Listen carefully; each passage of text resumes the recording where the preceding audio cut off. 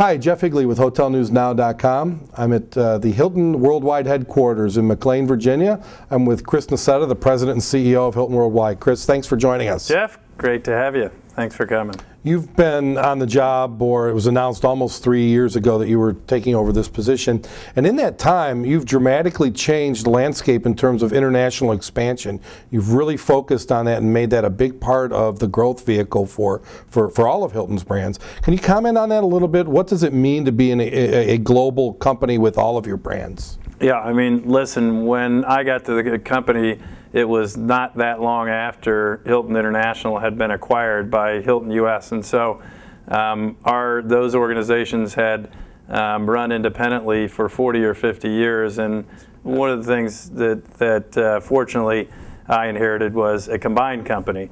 That company had not been combined for very long, and so they hadn't had the opportunity yet to kind of do the analysis really and deploy the resources fully necessary to get international growth going. So one of the first things I did was establish that our international growth was one of the top priorities of the company, and that if it was going to be a top priority of the company, we needed to invest in the resources. And we've made made a dramatic difference and had incredible improvement if you look at the statistics. At the time I got here in 2007, our pipeline, which was at the time about 120-some thousand rooms, 800 and some hotels, was only about 15% international, and only about 10 or 11% of that pipeline, of what we had under construction, was international. If you fast forward to today, our pipeline's larger at over 130,000 rooms, or 900 and some hotels, and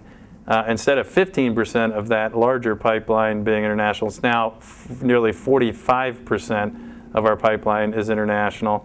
And rather than 11% of what we have under construction being international, nearly 70% of what we have under construction in our pipeline of over 130,000 hotel rooms around the world is international. So, as you mentioned, all regions of the world are on your radar, but are there any particular pockets that you really like, that you're saying that's where we really want to get some exposure right now for some of these brands? Well, I mean, like many in the world right now, the highest growth markets for us are China and India.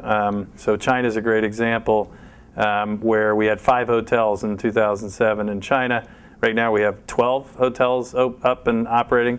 By the end of the year, we will have somewhere between 18 to 20 hotels. How do you develop the different local indigenous things that need to be included, yet while not forgetting about the, let's just say, for example, you know, the 1,500–1,600 Hamptons you already have?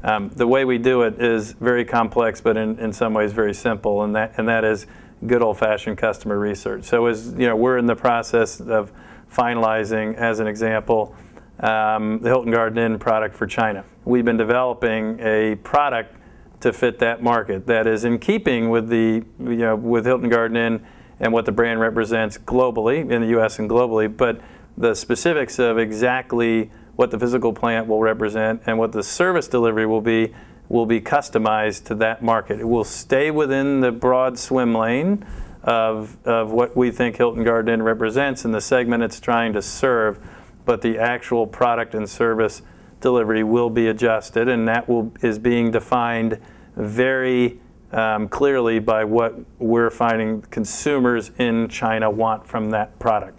Chris Nassetta, it's always a pleasure catching up with you. Thank you so much for your time. Good to see you. Thanks for your time. Thank you. Okay.